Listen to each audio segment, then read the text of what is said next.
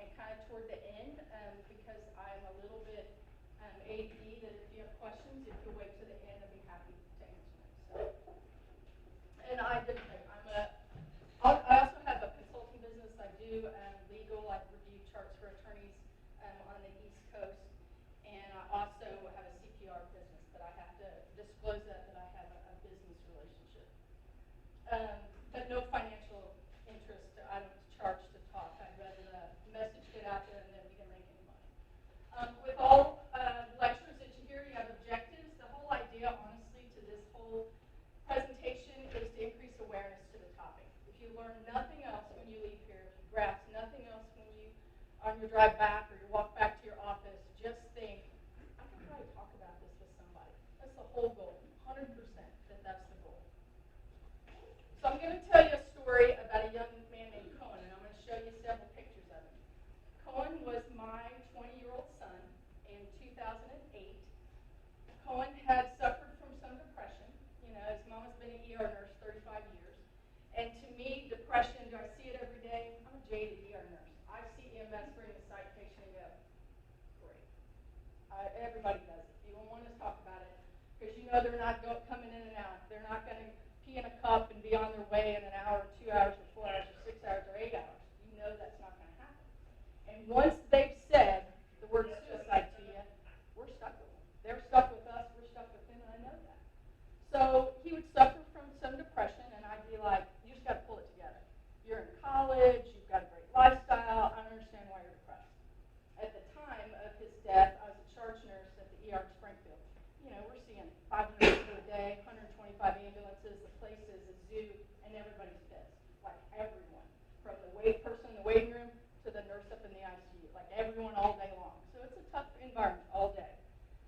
So Coen would be 20, and he was in culinary school at the community college up in Springfield.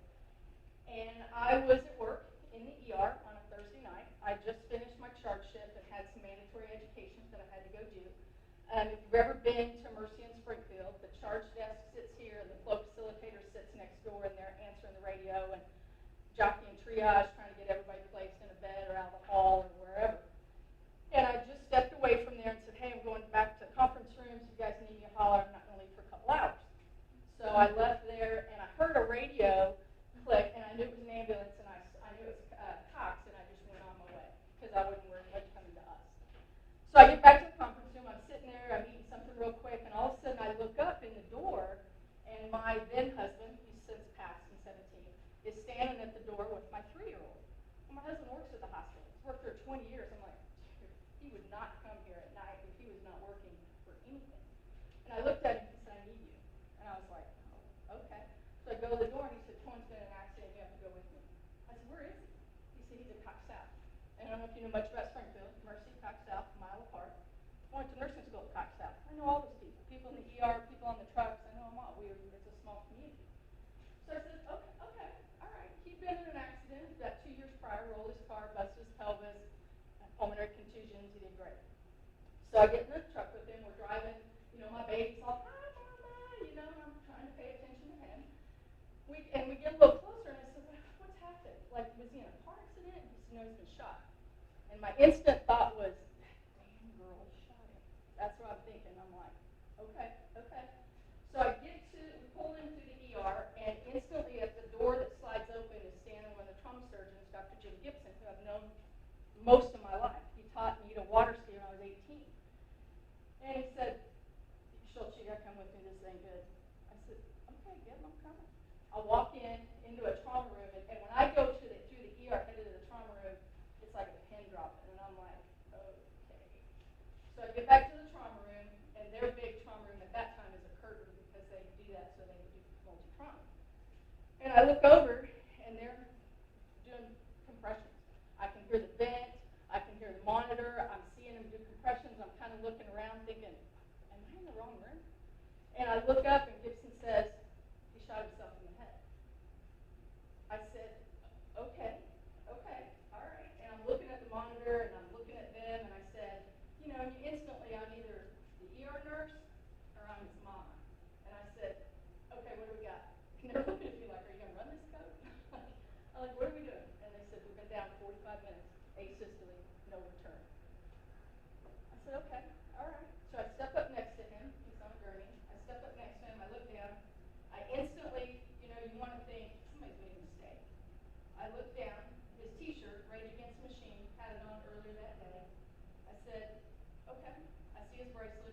his long hair.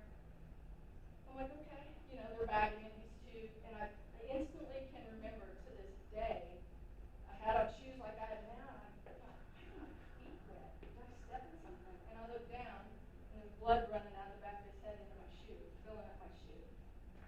And I said, all right, let's stop a minute and see what we got. And they said, we got nothing. I said, then we're done here.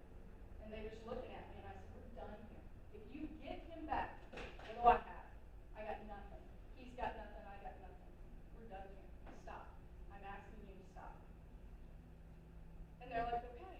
And they're just like, they don't know if they're supposed to like start cleaning things up. They don't know if they're starting to chart. Like, they don't know.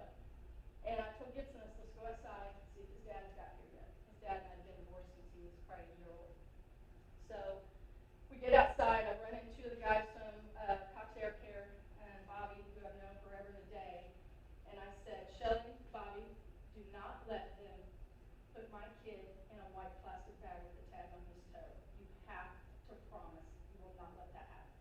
He will go to that morgue, warm in a blanket, and no toe tag and no bag. You promise. And they were like, absolutely. Like, what are they going to say to me? No, you know, we have a policy. No. Yeah, they were like, done. And to this day, the mortician, who's a friend of mine, will tell you they were so mad when they picked him up because he's not a bag. And he doesn't have an identification on, but they promised, and they did what they said they would do. So, as you can imagine, as a parent, you're instantly thinking, my whole world is just crashed. This child was mine when I was 21, I guess, just turned 21, in nursing school, pregnant with this child. I took him to class with me. It was the only way I could go to class, and he would sit in his little pumpkin seat while I was in lecture. I would keep him quiet, and if he fussed, I'd sit next to the door, and I'd go out in the hall, feed him, and come back into class. It was the only way I could graduate. So he and I grew up together. I mean, this is a child every day. Hey, Mama, how's your day? What's going on? He would hit the ER, and so what do you do when your mom works in the ER in a hospital? You and 7 of your best friends go and hope she'll feed you with her little name tag badge, because it's magic, everything you can get on a tray. So they would come see me about once a week, and I'm like, come on, it cost me like $18. It was when hospital food was cheap. And he would hit the ER. Well, the interesting thing is, how does the death of a child of a coworker affect a place like Mercy ER? It's 170 nurses in that ER, at least at that time of work. It affects it. This is a kid, dreadlocks, piercing, tattoo. That was when grunge was a big deal. Hits the ER, and somebody, you know, big old white smile. Hey, I'm gonna go see my mama. They're like, sure, let me buzz you back. If they didn't know him, they profiled him, and they were mean to him because he was grungy. And then the person next to him would go, you know, that Schultz son, just let him on back. And they'd be like, oh, okay. And they'd let him back. But this is a kid who was happy, in my mind, every day. He struggled with depression, struggled with some substance abuse, struggled with girls, all that kind of stuff. This child would get into an argument with his then girlfriend, and she would tell him I'm leaving, and come to find out, I'm thinking girlfriend. They got married on the courthouse steps a couple weeks prior to that, unbeknownst to me. And he wouldn't tell me because he knew I was going to flip out.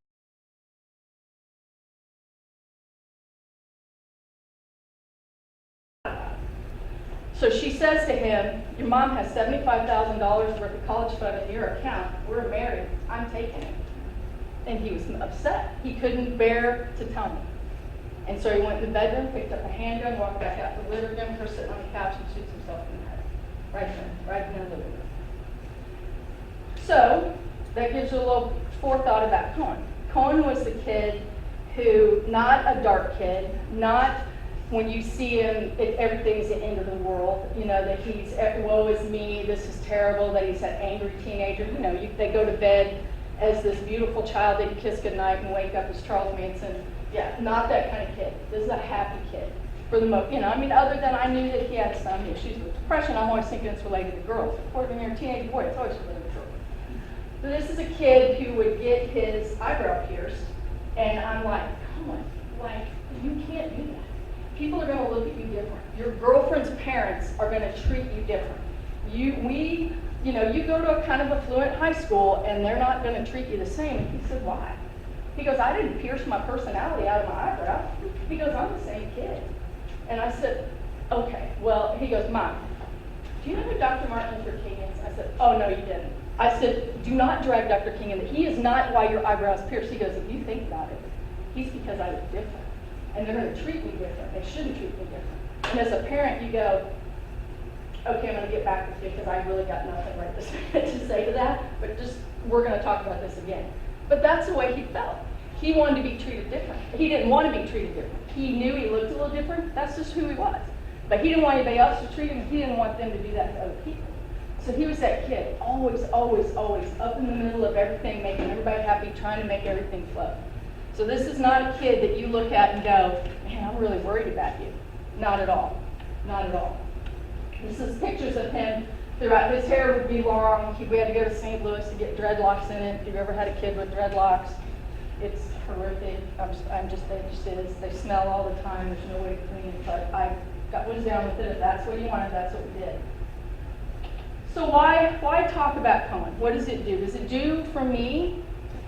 What does it do for me? It gives me a chance to appreciate a kid that taught me to be a mother, that for 20 years was unbelievably fun. I mean, this kid taught me things. I know things about music. I know things about cars. I know things about drugs that I should never know. This is a good kid. And I am thankful for 20 great years. It took me a little while to be that way. For about 2 years, I went back to work, needless to say, in about 2 weeks at Mercy. And I'll be damned if the first time I sit down, I get everything situated at the charge desk, and the joke was every morning we would flip on music and play Welcome to the Jungle by Guns N' Roses, and I hear the radio come in, and it's Ari back, and they're bringing a patient, and I said, hey, what are they bringing? And they said, I'm getting ready to activate trauma. I said, what is it? They said, it's a gunshot wound to the head. And all of a sudden, they looked at me and went, I wish I hadn't said that to you. And I'm like, that's fine. I'm good. I go to the trauma room in a few minutes. Larson, the trauma surgeon, if you know Kenny Larson, opens the door. He said, oh no, you go back to the desk. I said, no, I need to be in here. If I can't, I will leave. So what do they bring? It's 22-year-old gunshot wound to the head. They coded shortly after they arrived. But what is it? How do you deal with that? You look at this and you think, what if that is my child again? Like, I've been that parent. I want to see them. I want to be brought back. I don't want you stripping all their clothes off and they're naked in front of everybody. I don't want you to be cold. And I'll tell you, how many times, and everyone, trauma patient, what's the first thing you do? Take those shears and cut it off, unless they're motorcycle leathers and there's some kind of code that you swear you'll never do that.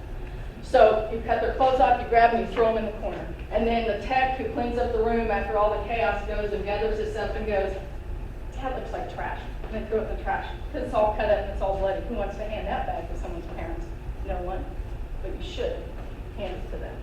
Because to this day, I have the emblem of the t-shirt that they cut off of him. I have the bracelet, I have the jeans, I have the tennis shoes. They all smell like him. So I have it all. So those clothes you throw in the corner for that patient, 8, 80, 18, whatever they are, put them in a bag and give them that family. It's always going to be an important thing. What else do I do to that trauma patient? I make sure they're warm. When that family comes in, I'm that family witness resuscitation person every time.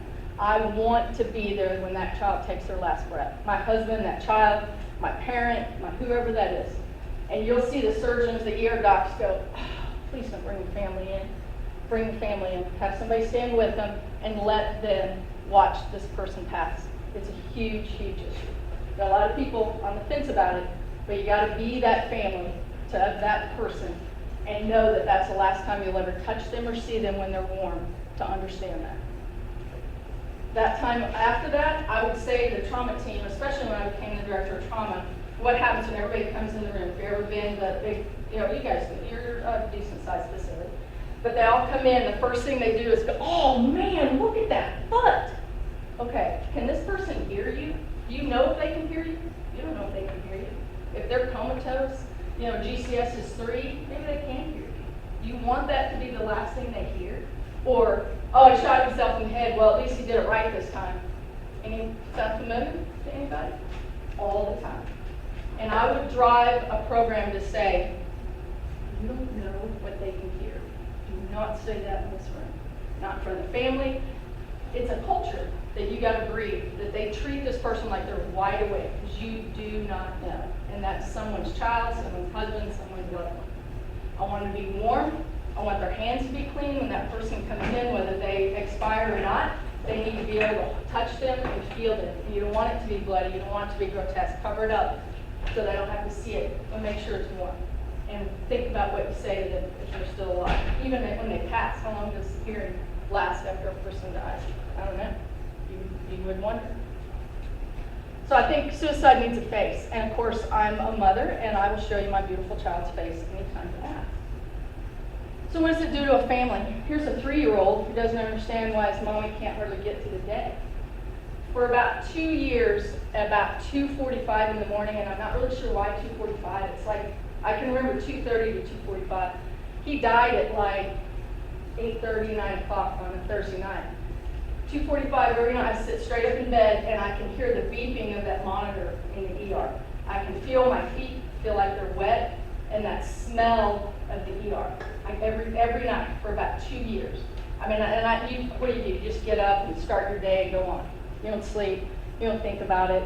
I would go to the Catholic bookstore, and I would look for death and dying. What happens when you die? Like, I'm raised Catholic, and you got to kind of think about it. I'm like, so can he hear me? Does he go to heaven? Like, if he shot himself, and we're Catholic. And I would see a very concerned, precious old priest come to me and say, oh, I baptized this child, and we're burying him Catholic, suicide or not. Because that's a huge habit in the Catholic Church. But I would go to this bookstore, and I would just search for an answer. I searched for those people that write the books of, I died, but I came back, and let me tell you what I've seen and heard. And I couldn't find them in the Catholic bookstore. I'd have to go like to Barnes & Noble. But this old lady says to me one day, you come in here a lot, but you don't ever buy anything. Are you looking for something in particular? I said, yeah, but I don't think it exists. She said, is it about death? And I said, it is. Why would you ask me that? She said, because you seem troubled. You have, you carry this burden of death. This lady's like, I was like, oh, what does that look like? And she's like, and she would tell me, let me show you what we have. And then we're kind of in a different area. The other part that makes it a little difficult is people will say to you, hey, I want to get married. And I said, well, I'm widowed. But do you have kids? I do. How many do you have? 2. Oh, how old are they? And you're thinking, dear God, let this conversation stop. And you just have to kind of weigh out, are we going to finish this conversation? Am I going to just throw it down on you? Or we just kind of walk my way out of it? And for me, it always depends on the situation. Depends on who they are, where we at, like what kind of mood, how salty I might be that day. And I say, well, they're 20 and 20 right now, because my 3-year-old's now 20. And they said, and finally I will say, well, I lost my 20-year-old when he was 20. It's been back in 08. And they're like, oh, was he in an accident? Kind of. And for a long time, I would tell people, my son died of an accident, a gunshot wound. And they're like, oh, did someone shoot him? Yeah, he shot himself. And they're looking at me like, is that an accident? Like, they don't know what to say to me. But people will say, they ask, what do they do? Where do they live? And you're trying to vet that out. Or you'll hear somebody get aggravated and work in the ER, and they're like, God, just shoot me in the head. And then they'll look at me and go, I wish I could get that back in my mouth. But you get to where you're not very sensitive about it. But it took me about 2 years before I could say, he killed himself. He died of suicide. And you want to stop a conversation at dinner, that word stops it. My goal for you is to be able to have this conversation with somebody outside of this room and help them be comfortable with the awareness. That's really the whole goal. Because the more comfortable we are with the awareness, the more intervention and prevention we're able to do. I couldn't see that at the time.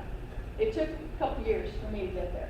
And I even tell the high school kids that I lecture to, go home and talk about this with your parents. And I tell the counselors who create the class to go, be sure and warn the parents what they're doing today, because you don't want to freak them out. Because it does, because people don't know what to say. They don't know if they're supposed to say, I'm sorry, what happened, or they don't know. They just get quiet. So people will be like, oh, you don't want to talk about it. I'm going to talk about it every day. I would talk about him every day if somebody would ask me about it. And sometimes you don't ask me, and I still talk about it. His brothers, he had 5 best friends since they were little, like Cub Scouts, Tiger Scouts, moms know what I'm talking about, that would be devastated by the death of this friend. Like, I never really thought about that. Like, if you guys are parents of young, kids, teenagers, college students, every Thursday night when you look up, here's a herd of them wanting to know what's for dinner, or they're at your house on the weekend, or they're all spread out on the floor on Saturday morning, or whatever. That was our house. Because we had, I had 5 kids total with my acquired family, and there were always kids at our house. These 5 boys have been at my house every Thanksgiving, every Christmas. Most of them go on vacation when we go. They go to the lake. We go do everything with them. They've learned how to change brakes at my house and change oil and how to bake cake. And I didn't really I think I did take for granted how it would affect them. One of them was on a full ride at OU, quit the next week. One of them was in culinary school in St. Louis, stayed about a month, ended up coming back home. One was a river guide up in, I can't remember where Alex was, Minnesota, I think. Would end up killing himself about 6 months later. And the other 2 struggled, but did fairly well. Coen died in September. In November at Thanksgiving, I was like, we're not doing Thanksgiving, we're not doing Christmas. Don't you bring any of that to my house. And my husband would be like, all right, hang on. We have a 3-year-old that thinks Christmas is a day of taking you. And we've got other kids, and we need to try to make things as normal as possible. And thank God for one, because I struggled over Thanksgiving. Because any minute, my boy's going to fling over that garage door, Mom, what are we cooking? Every time. The doorbell rings, and I'm like, why can't my stupid sister use the back door? So I go to the front door, and I see his 5 best friends standing at the door. And they're just like this most precious faces. I said, boys, what's going on? Miss Velvet, we come to your house every year for Thanksgiving, and we need Thanksgiving. I said, okay. So they're at my house for Thanksgiving. It's been, 17 years? Probably about every 3rd holiday, I still see them. Now they bring their kids and their wives, and it's really crazy. Christmas is the same way. I don't want any presents. I don't want nothing. Do not bring that to my house. So it took a while to get past that anger. What is grief? Kubler-Ross's stages of grief. Man, anger hangs on you like belly fat. Like you can't get rid of it. But you can't let it control you. You can't let it eat you. His brothers still struggle with it to this day. My youngest son, who's a sophomore at University of Missouri, I talked to him on the way down. He works at Capital Regional in Jeff City. Where are you going, Mom? I said, I'm going over to Harrison to do a lecture. Oh, you talk about trauma? I said, no, I talk about Coen. Oh, why don't you just holler at me when you get done later? Like, he just doesn't want to talk about it because he knows that it's a deep topic. It's a struggle for him. But his brothers, his stepbrothers, would struggle for years. And to this day, they still get a little broken up about it. But you kind of forget about the friends and the people that I worked with in the ER. Like, they, for weeks, were just, every time they would see me, they'd just look at you, ever look at somebody, and they just start crying. You're like, you're going to make me cry. And then we're all crying, and then all of you. So it was a struggle for a long time. This is the way Will looked when he was, this is right here, when Coen died. This is my now son. 2 of his best friends here, and Alex, who had died of an overdose shortly after Coen did. So what comes from tragedy? Your priorities change. You ever go home and think, man, we got to get some laundry done, I've got to get dinner on the table, we got an event tonight at school, we got to get to church, and I've got to do this for work, and I've got to do that, and then we got to get in bed as fast as we can. I don't even care about any of that anymore. I don't care if we eat dinner, I don't care if we do laundry, like none of that matters to me anymore. It's you just take it as it comes. Those priorities change a lot.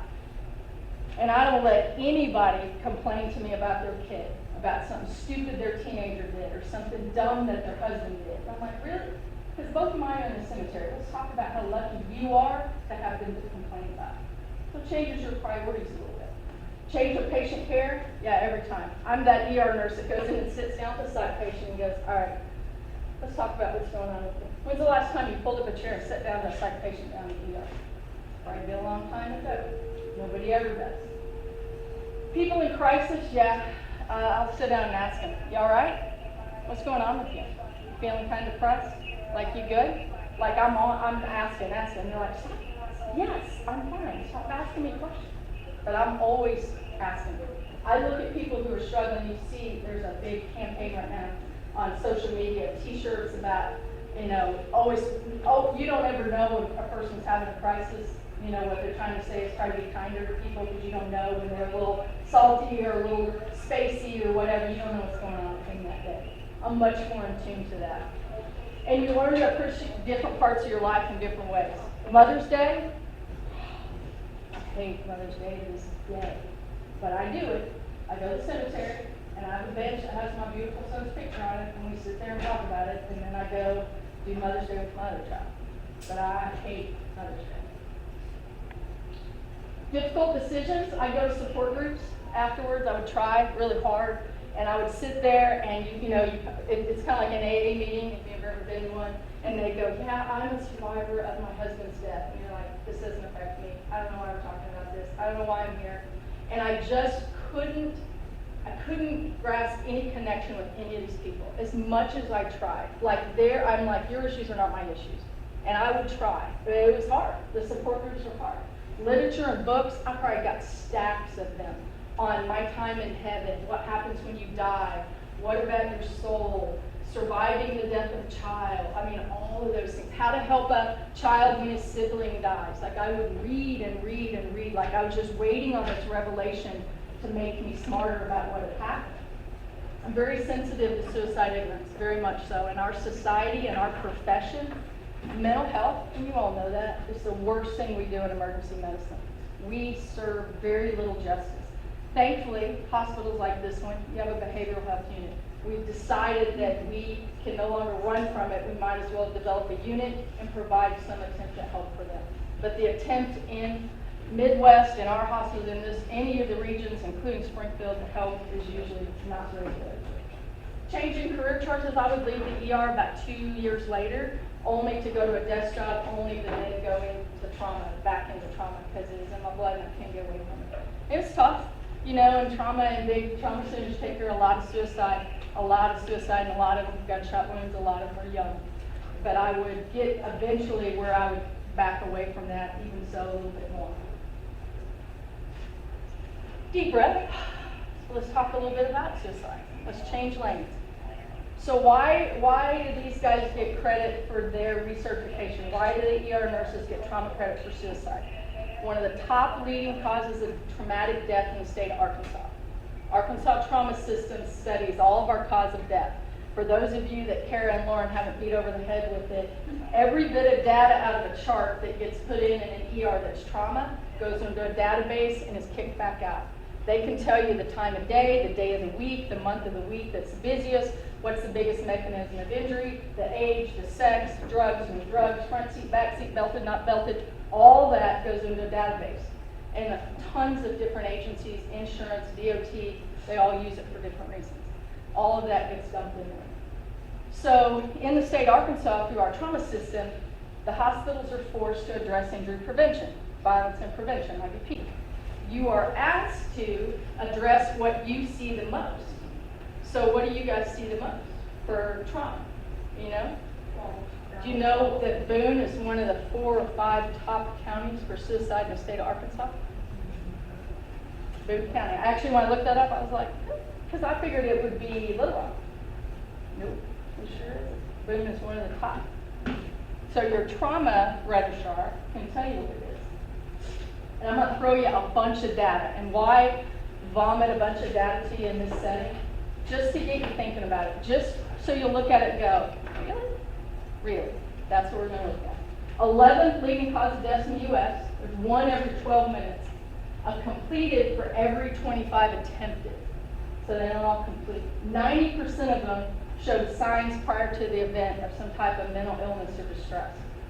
So retrospectively, did Coen show signs? 100%.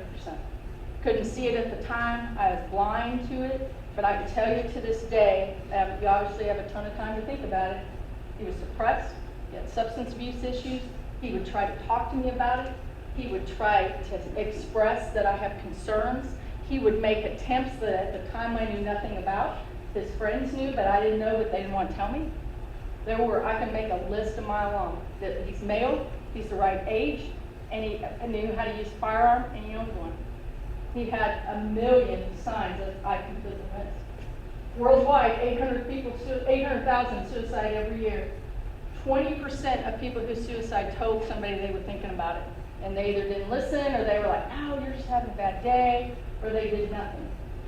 54% of those who die of suicide had no known mental illness. 37% increase in this state, a 3% increase just since 2023. So is our intervention prevention doing much good? No, it's really not. 42% of people that suicided that we know of contributed relationship issues to that issue. 49,500 in the United States in 2023, the highest ever recorded for suicide. So again, is our injury prevention and awareness doing much good? I don't know. You would have to question that. Numbers aren't moving. 12 per 100,000 in the population. 64.9 out of 100,000 in law enforcement. 378 officers killed in the line of duty, 122 aside from that, suicide. 20% of EMS guys report PTSD symptoms, which is a risk factor. Fire, you're 4 times more likely to die from suicide than line of death duty. In Northwest Arkansas alone, we've had 3 in the last 7 years. What increases your risk? Violence, abuse, bullying, discrimination. The highest months of the year, April, May, and June. The counties that are highest, Boone, Madison, Van Buren, and Dallas. I had to look up where Van Buren and Dallas were, all South Arkansas. So who gets affected? Male more than female, like an 80-20, far more male. Number 1 age, over 85. Number 2, 31 to 40. Firearm, number 1 mechanism, 55% of the time. Suffocation, pain is the second. More women attempt, but men are 4 times more likely to die. Women are less likely to choose firearm. They're more likely to choose overdose in their attempt. So if you're going to do prevention, who do you go after? You go after elderly population, 30 to 40-year-old males, and you do gun safety. Or you address the people that are more likely to possess guns. Maybe everybody in Boone County has a gun. I don't know. Maybe that's something. So again, who's affected? Honestly, if you think about it, elderly, male, female still affected, firearm owners, children. Certainly there's a percentage of under the age of 10. I'm like, man, my kid slept with a blanket until he was 10. Like, imagine that this is a child who's finding a gun in a house to end his life because he's being bullied at school, and people are completely missing. There is no demographic left unaffected. And the stigma that the survivors suffer goes completely unaddressed, completely overlooked. For a long time, I hated to say that because I thought people are going to think I'm a terrible parent. I don't know, maybe I was. I don't know. Maybe my other kids will say no, but maybe I was. But you feel guilt. You feel like I've protected you from everything your whole life. I've harped on your seatbelt. I've threatened you over your seatbelt. I've threatened you over a helmet. And we never talked about this. We never discussed it. As a parent, you have a guilt that wouldn't fit in this room. That we never said this word. We never, ever talked about it. In his school, we didn't talk about that. I would do this lecture several times for Bentonville High School, and one of the administrative bodies from P. Rich would approach me and say, I don't want you to do this with our teachers because we have a work day and it's required for us. And I said, well, why don't we do it for your students? And they're like, oh no, it'll upset the parents. I'm like, okay. I said, I'll do it. I just didn't say it to get it out, to have it just talked about. I would do it for whoever you want. But they didn't want the kids to have it because they're worried it'll put the thought in their head that they'll think about it now. It's like, it doesn't work that way. It's not the measles, I promise. A little risk in my profession. Female nurses are 23% more likely to suicide than a woman in the general public. 4 times more likely to suicide than people that work outside of the medical field. And physician suicide on the decline. You know why? Physician has substance abuse issue or mental health issue. They scoop him up and send him to this little place called Talbot in Atlanta, which is a treatment center for physicians. And they take you out of your practice and they fix you and then they put you back in your practice and they sanction your license, just keep an eye on it and you go back away. I'm sorry, does the State Board of Nursing do that for us? I don't think they do at all. There is not any of that. We have EAP, you have it through your employer, but is it pushed for suicide, for depression? It really isn't. It's more for grief, getting a divorce, you know, whatever it is. No one ever says you're having a mental health crisis. We don't have any law enforcement guys in here, do we? If you'll ask law enforcement guys, they're one of the populations that reports the least. Do you know why? Law enforcement, military, actually. If you're carrying a sidearm as your job, and I say to you, I'm kind of having some feelings of depression, and I've had some suicidal thoughts, is anybody going to send him back out to his patrol car by himself to patrol around carrying a gun? No, they don't. They get penalized, and they know that. Military's the same way. They're not going to send him back out with an AR during where they do target practice with his platoon. They're not going to send him back out there. They're going to penalize him. They're going to pull him out of his world. Instead of helping him, they're going to penalize him. Nurses at risk, you know why? Because we don't ask each other how you are. When's the last time, short of a baby dying in the ER, that you had a patient die that you all went out in the hall and somebody went, hey, why don't you guys go for a walk? Walk over to Sonic, pull yourself together, let's take a deep breath, or you debrief and talk about it later. It does not happen very often. The pressures on us, staffing, education, lack of staffing, patients. You realize Vanderbilt did a study and said 60% of new grads said that they left their job in the first 6 months because of workplace bullying and violence. Because that old ER nurse or that old ICU nurse that thought they knew everything in the world about nursing was mean to them because they were a new nurse. Or they were a pain in my butt because I'm orienting you today. I don't have time to precept you. I got stuff going on. And they report bullying as the biggest reason new grads leave their profession right after school. So what are signs? Signs for people who are at risk for suicide. Alcohol and substance abuse, aggressive behavior, withdrawn mood swings, impulsive, reckless, they talk about death, despair, give away possessions, say goodbye. Some of those obvious. Relationship changes, school struggles, job struggles, or they have trouble dealing with stress. I'm pretty sure most of those symptoms I just described for everyone that works in any ER in the country. Risk, family suicide, substance abuse, frequent intoxication, possess firearms, easy access to them, gender, of course, prolonged stress, prolonged trauma and abuse, recent tragedy, sleep deprivation, being bullied, can't talk about the stigma. So what do? Your increased family risk of suicide, do you realize that? That if you have one suicide in your family, it increases the risk. And why is that? The research says they just have trouble dealing with it as they study it. You can't get it out of your head. You can't get rid of it. That never shuts off.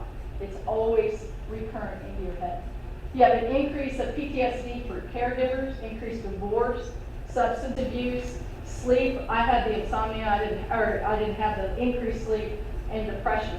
And you feel, Coen's friends would all feel like survivors. Like, why him? Why did he choose this? Why was it not one of us? So where do you start with it?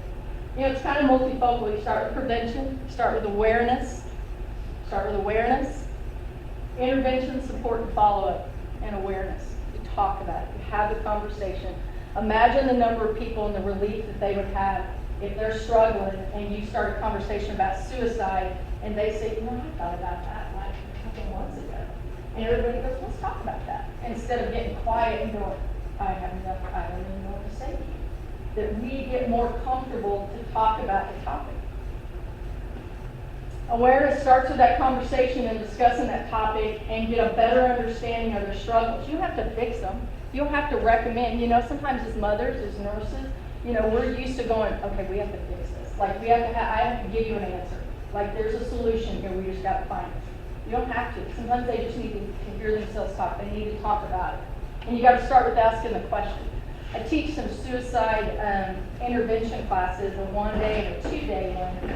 And actually, the Department of Health sent several of us to a training class to learn how to do it. And the whole purpose of the 1 and 2-day class is to get the participant to be able to say to their partner, are you thinking of suicide? And you would be amazed at the number of people who take that class. I've taught hundreds of people that can't ask that question. The goal is by the end of the second day, they can ask the question, but they struggle with it. Because like, what if they say yes? Well, we don't think about what you're gonna say, like, what are you gonna say? And it's okay to say, I don't know what to say to you. Like, you can say that, but at least we're starting that conversation. And maybe you do first aid with them, and there's actually a class called a mental health first aid that helps you go, I'm gonna stay with you, let's get you to somebody who can help you. Just like these guys. I'm gonna stay with you and hand you off to someone who can help you. I'm not gonna fix you, maybe you're not. But mental health, you don't have to fix them. Just help them get to a resource that might be a little better. Where do you go for help? You go to ER. What happens when that patient hits triage in the ER and they say, hey, welcome to North Arkansas Medical Center ER. What can we do for you? I'm thinking of suicide. You go, all right. Let me get you a room. And you get them a room, and how are they in and out? Hour, 2 hours, 3 days, 4 days? Are they leaving to go home and have dinner with their family? Never. Never. And they know that. Most people that are hit to that process, they know that, whether it's good or bad. Sometimes if they just want a place to stay, if I'm ever going to jail, I'm going to tell them I'm suicidal and I'm not going to do it because I know the police taking me to the ER for 2 or 3 days and I'm going to do it. That or have a chest pain. I can't decide. But I'm not going to do that to the jail. 72-hour court holds. That's what happens to you when you tell somebody that you're struggling. No, where are they going to send me? And then you go down through and you go, well, they said no. Morton has a place. Maybe they said yes. Conway, they're going to have a bed tomorrow, and you just start looking. You're trying to pawn this patient on someone. Where's the help for that? Does it make people more likely or less likely to come to an ER for help? I don't know. I'm not saying it does or it doesn't, but I think it gives us an awareness for what does it mean when they come. And then voluntary holds is going to prohibit people, and the suicide awareness classes where you teach a person how to be a helper. It encourages you to be a part of that process that they're pushing for. You can have mental health crisis, you can have suicidal ideation, and once we talk through your plan, talk through your struggles, talk through what's going on with you, maybe home with your family is a better answer than locking you up by yourself, isolated with strangers who some have significant mental health issues for as much as 72 hours before anybody can even help or treat you. And then they're going to make you take medicine. You don't want to take medicine, but you can't refuse the medicine because you're on a court hold, so you're either going to take it or they're going to give it to you. I mean, that's what they're looking at. So, how many of those people you think are going to go, especially in our profession, nurse-wise, you're going to think we're going to go up to triage and go, hey, guys, I just left earlier today, but I'm kind of struggling, having some suicidal ideation. None of them. No one. None of these guys would present the RER and to triage and tell you that because they know what's going to happen. Private counselors, support services, crisis intervention. Arkansas has some pretty significant ones. I'm going to give you those crisis hotlines. Definitely the complacency dealing with the mental health patient, empathy and burnout, negative attitude. I don't know, if you've been at ER nurse long, but you got a bad attitude about everybody that comes to the ER unless they're dying. Feelings that we can't help them, can't do anything, but get them a ride. Get them a ride somewhere else. A lot of times I can feed you, I can make you change into these paper scrubs, I'm going to check your vital signs, give you whatever medicine's ordered, you got pee in this cup and draw some blood from you, and I got nothing else for you. Warm blanket maybe if you were nice. Create a funnel in that system. How do we get them to the most productive way? Is there money in mental health? Not a lot. So is our health system focused a lot on it? Really don't. But how do you keep them out of that funnel that you've created? And you hook this one and go, you're going to be fine to go home with your parents. You're going to be fine to go home with your husband or your mom and dad. You can take your dad home if you guys will stay with him and let's make a plan. It just doesn't happen. It doesn't happen. Nobody's willing to take that risk that you're going to send this 18-year-old kid home with his parents and he's not going to hang himself while they're asleep. No ER doc's going to take that chance. They're not going to take the liability. And we definitely lack the resources. How do you create your own support systems for us internally? Critical incident stress management teams, there's some all over the state. I don't know if you guys are aware of that. They can be brought in. You have one in Northwest Arkansas. There's probably a dozen of them in the Little Rock area where you call one of the team leads and they depend on what your person, what the crisis is. Is it a fire call that went bad and they got guys that are struggling? Is it law enforcement? Is it ER? What is it? And so when they pick that team, they pick fellow fire EMS, they pick a fellow ER nurse, they pick fire law enforcement. So that team is built of their peers. and you go and you kind of debrief and you talk about it. You talk about stress intervention. Your EAP always. Internal departmental awareness. We have HR people in here? Yeah. So what do you provide for your people in the building? You know, we have EAP, and you're excited about it. It's a good thing. But does everybody use it that probably needs it, or are they worried about what if they use it? What if I make that call? Do they know it's going to be, is it going to be reported back? If I tell them this is a struggle I'm having, are they going to call my boss? Like, what's going to happen? And people are hesitant to use it. Penalty-free environments, administrative support, industry awareness is probably the biggest thing we can do. I just told you that nurses are at a higher risk than normal.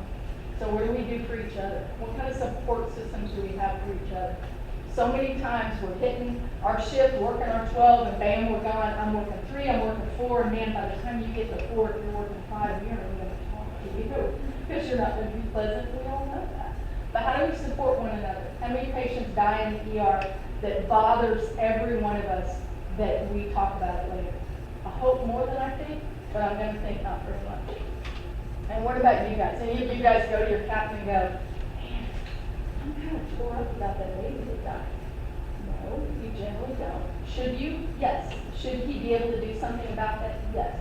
But that support generally is just not there. The CISM teams respond 24, 48 hours. They do it first, initial, and then they do a debriefing in 72, 96 hours. They don't involve any administrators or supervisors. Anytime there's a critical incident stress management event going on, they pull all the white shirts or all the administrators and supervisors out because they want it to be a penalty-free environment. They allow all those discussions and they give some sense of support. They'll have a list of resources. You'll have a person that you tag with, someone that'll follow up with you that'll help you through that process. We do not do that enough. If you guys don't have a CISM team internally, you should create one. There's tons of literature, and I'm happy to give you some even on it. What's available in our state? It's interesting. Do you know the Department of Health pays for each of these classes to be brought to your organization? Assist is 2-day. Intervention and awareness teach you how to direct intervention. You have to do like role play, and you have to kind of test it out and vet it out and practice it out. Safe Talks 4 hours, mental health first aids a day, saves a day, QPRs a day. You have access to all that. The Department of Health 100% funds suicide awareness and intervention for the state of Arkansas. And you guys smoke cigarettes? Anybody with a cigarette smoke? Okay. Cigarette tobacco tax creates the trauma system. If you guys know that. That's where our money comes from. So everybody put it all at once and then we're in trouble.